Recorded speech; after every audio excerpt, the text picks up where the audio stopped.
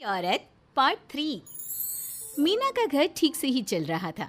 मतलब अब सास और बहू दोनों कमा रही थी, खुद की जिंदगी जी रही थी, मिलजुल कर रह रही थी। लेकिन कहते हैं ना, दुख के दिन नहीं टिके तो सुख के दिन कैसे।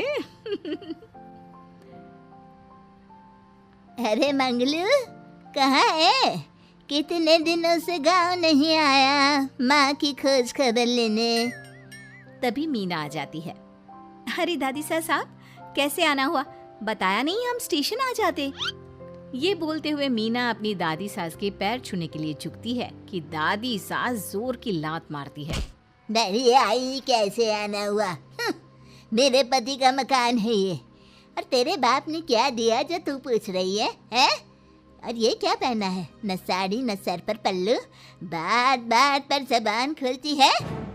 दादी सास बोलना रोक ही नहीं रही थी। मीना को गुस्सा आने ही वाला होता है कि उसकी सास आ जाती है। क्या बात है मीना, कौन चिल्ला रहा है? मैं हूँ मंगलू की दुल्हन। बहुत चपर चपर कर रही है ये मीना बहू।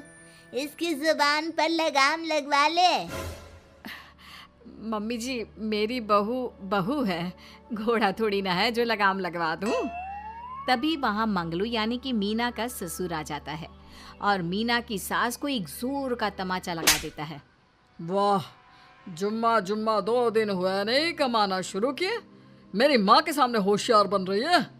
मैंने बुलाया है माँ को, ये रहेंगी तो कम से कम इस घर की औरतें औकात में रहेगी। अरे जब से कमा रही है सर पर चढ़कर नाच रही है। चिंता ना कर मंगलू, मैं आ गई हूँ ना। दोनों को लाइन में लगा कर रखूंगी। दोनों बहू ने मेरे मंगलू की जिंदगी खराब कर रखी है। तभी वहां पोता यानी कि मीना का पति आ जाता है। पोता जो कि दादी का दीवाना था। दादी मुझे क्यों नहीं बताया कि आप आने वाले हैं? मैं गांव आ जाता कार लेकर आपको लेने। अरे तू तो जानता ही है, कार में बैठ नहीं पाती। पता नहीं, बहुत दिनों से लग रहा था कि तू और मंगलू परेशान है। आज मन नहीं माना तो आ ही गई मैं। देख, यहाँ आकर पता लग रहा है। क्या पता लग रहा है दादी? यहाँ तो सब ठीक है, किसी को कोई परेशानी नहीं है। क्यों माँ, क्यों मीना, क्या हो गया? इन दोनों को क्यों परेशानी होगी? इन लोगों ने तो परेशान करके रखा है। माँ और मीना के बारे में कैसी बात कर रहे हैं पापा? क्या हो जाता है आपको रह रहकर? तू तो खाना बना बना कर बेशर्म हो गया है, लेकिन मैं नहीं। मेरी माँ आ गई है अब इस घर में। अब यहाँ सब वैसे ही रहेंगे जैसा मैं चाहता हूँ। देख मंगलू, तेरी बहू काम करती है तो मुझे कोई लेना देना नहीं है, लेकिन मेरी बहू कोई दर्जी का काम नहीं करेगी। साफ साफ बोल रही हैं। लेकिन दादी साहब, वो तो बहुत अच्छा बुटीक चला रही हैं। बहुत अच्छा चला रही है, लेकिन हम लोगों ने अपने घर की बहू से ना काम नहीं करवाना। अरे इसके बाप को शादी के वक्त ही बोल दिया था। और इसके बाप जिन्होंने दहेज में एक साइकिल दी थी ना, कैसे हाथ जोड़कर कह रहा था, मेरी बेटी आपके घर आ गई, इससे सौभाग्य कुछ नहीं। अब देखो इसकी बेटी, बहू आ जाने के बाद सर पर चढ़ रही है मेरे मंगलू के। मीना जो कि सास की बुराई सुनकर परेशान हो जाती है। दादी सा, छोटा मुंह बड़ी बात। लेकिन क्या पिताजी ने आपको बताया नहीं? सासू माँ ने अपने पैसे से ससुर जी के जन्मदिन में कार दी थी। ससुर जी इतने साल से स्कूटर से जाते थे, अब कार से जाते हैं। क्यों ससुर जी, बताया नहीं आपने? क्यों रे मंगलू, कार ले ली तूने? मुझे तो तू पैसे भी नहीं भेज रहा। 2 महीने से कैसे कैसे दिन काट रही थी और तू यहाँ कार से घूम रहा है। आप भी सासू माँ को अपने बैंक अकाउंट की डिटेल दे दीजिए दादी सा, वो डाल दिया करेंगी पैसे आपके अकाउंट में। क्यों सासू माँ? मंगलू यानी कि मीना का ससुर, जिसने अपनी माँ को गांव से सिर्फ अपनी बीवी को लगाम लगाने के लिए बुलाया था, ये सब देखकर जोर से चिल्लाता है। मीना बहू, चलो दादी सास आई है, ये नहीं कि खाने पीने का इंतजाम करे। अरे माँ, तू भी किन लोगों की बात में आ रही है? चल मेरे साथ मेरे कमरे में चल। ससुर अपनी माँ को लेकर कमरे में चला जाता है और दोनों बैठकर वैसे ही पंचायत शुरू कर देते हैं जैसे कोई बहू अपनी माँ से सास की बुराई कर रही हो। देख मंगलू, गलती तो तेरी ही है जो तूने घर की जनानियों को काम के लिए बाहर निकाला। दूसरे तेरे पापा को देखा था, कभी मुझसे फालतू बोलते। अरे मरते दम तक तेरा बाप मेरी मुट्ठी में रहा है, यही सिखाया था मैंने तुझे।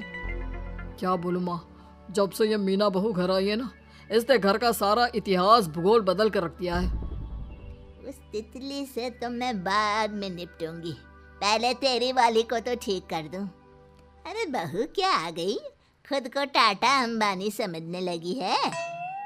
माँ देख, जो भी हो, इस बात को याद रखना कि हमारे घर की परंपरा क्या है। औरतों का औकात में रहना जरूरी है। अरे बहू के साथ मिलकर माँ ये बहुत उड़ती रहती है। बेटा देख, गलती तो तेरी भी है, क्यों तूने इसे काम करने की छूट दी। मारना भी कम कर दिया है तूने इसे, वरना पहले आती थी तो बहू का कोई ना कोई हिस्सा सूजा हुआ या काला ही दिखता था। देखकर तसल्ली मिलती थी कि तूने कंट्रोल कर रखा है। इस बार तो काला और सूजा छोड़, अच्छी खासी चमकती दिख रही है ये। अब क्या बताऊँ माँ, गलती तो हो गई है। हाँ, वो कार देखकर पिघल गया होगा ना तू। अरे बेटा, औरतों को मुट्ठी में रखा कर। शान की साइकिल ज्यादा अच्छी कुत्ता बनकर कार चलाने से, समझा। मीना का ससुर अपनी माँ की बात को सुन रहा था। बस माँ, जो गलती हो गई मिट्टी डाल उस पर। अब बस तू ना घर पहले जैसा करके जाना। ये सब ना बहू का किया धरा है, समझी। मतलब बहू को ठीक करना है तो बहू की बहू को लगाम लगाना होगा, ठीक है। दोनों माँ बेटा बातें करके सो जाते हैं। सोने के बाद अगली सुबह मंगलू की बीवी यानी कि मीना की सास, माँ जी उठिए, ये लीजिए गर्म पानी और ये दादुन। चलिए तो याद रहा तुझे, वरना मैंने तो सोचा था कि बहू के चक्कर में पागल ही हो गई होगी बिल्कुल। अरे बहू के चक्कर में पागल होने का क्या मतलब होता है माँ जी। उसने मुझे मेरे पैरों पर खड़ा होना सिखाया है। मैं तो कहती हूँ उसके जैसी मेरी बेटी होती ना तो शायद मैं बहुत पहले जीवन का मतलब समझ चुकी होती। तो दादी सास को समझ में आ जाता है कि सारा मामला मीना पर जाकर ही ठीक होगा। वो सोच लेती है कि अपनी बहू को छोड़कर पहले मीना को सही करना है। फिर अगले रोज, अरे मेरे पोते के पास तो मेरे पास बैठने का वक्त भी नहीं है, हैं? अरे कैसी बात करती है दादी, तेरे लिए तो मैं नौकरी भी छोड़ दूं। नौकरी नहीं, तू ना बीवी छोड़ दे, खुश हो जाऊंगी मैं। नीरज हैरान हो जाता है कि उसने तो मजाक किया था। दादी ये क्या बोल रही है? कैसी बात कर रही हो दादी, मीना ने तो सारा घर संभाला हुआ है। पहले तो घर गिरा जा रहा था ना। तेरी मीना के आने के पहले ना घर में चूल्हा जल रहा था, ना कोई रोटी खा रहा था, क्यों? नीरज को दादी बीवी के खिलाफ खूब कान भरती है। तू सही कह रही है दादी, औरत पैर की जूती और हाथ की मुट्ठी में ही ठीक लगती है। मीना ने ना सिर्फ घर का माहौल बिगाड़ा, माँ को भी पिताजी की इज्जत करनी छुड़वा दी। अब ठीक बोल रहे हो, घर को बिगाड़ने की मेन जिम्मेदार तो मीना ही है दादी। अभी उसे ठीक किए देता हूँ। तभी वहाँ पिता भी आ जाता है। देख बेटा, तो रोटी कम खाना मंजूर, लेकिन इन औरतों के आगे झुकना मंजूर नहीं। तेरी दादी ने घर की परंपरा बनाकर रखी, मजाल कि मेरा बाप मेरी माँ के सामने कुछ कह लेता। पर पापा एक बात पूछनी थी। रहने बेटा, तू ना कंफ्यूज है जीवन में, तू ना कंट्रोल कर पाएगा अपनी जनानी को। मंगलू, मेरी तो टिकट ही करा दे गाँव की। तुम लोगों के घर तो मर्दों की कोई इज्जत ही ना है, और ये मेरे घर की परंपरा ना है, मैं चली। अरे ना ना दादी, मैं तो बस देख अब मैं कैसे कंट्रोल करता हूँ इसे कल। फिर अगले रोज मीना ऑफिस के लिए तैयार हो रही थी कि देख मीना, आज मेरे दफ्तर से कुछ लोग खाने के लिए आ रहे हैं, तो शाम के खाने में, लेकिन आज तो मेरी मीटिंग है, फिर घर आने में मुझे देर हो जाएगी। तो मैं क्या करूं? बोला ना शाम को खाना बनाना है तो बनाना है, समझी। मीना को पति की बात अजीब लगती है, पर वो दादी सास के सामने कोई भी ड्रामा क्रिएट करना नहीं चाहती थी। ठीक है, मैं शाम को जल्दी आ जाऊंगी। अच्छा क्या खाना है प्लीज जल्दी से बता दीजिए। पर बेटा तू तो बहू सास को चुप रहने का इशारा करती है, लेकिन पोते को तो लड़ना था। वो मीना पर जोर से चिल्लाता है, मीना देख ज्यादा हीरोइन मत बन, आज ऑफिस जा रही है तो जा, लेकिन सुन तुरंत रिजाइन देकर घर आ जाना।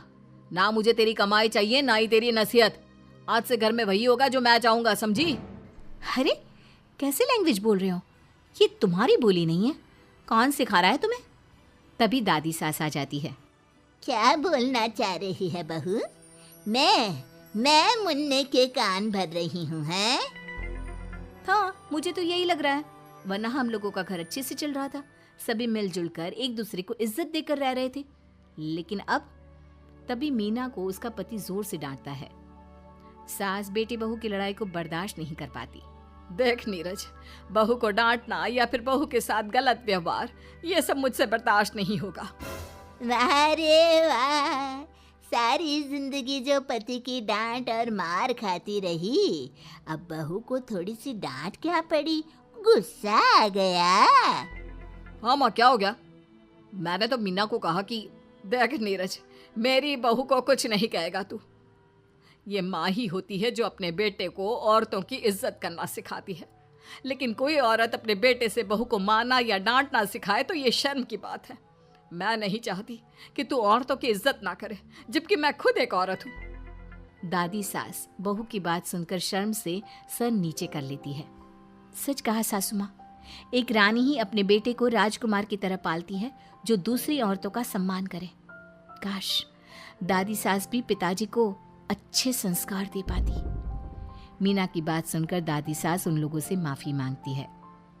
मैं समझ गई बहू, औरतों की बेइज्जती करने को घर की परंपरा समझती थी, झूठी शान समझती थी। वो सब गलत है। औरतों की इज्जत से घर में माँ लक्ष्मी और सरस्वती का वास होता है। मुझे माफ कर दो।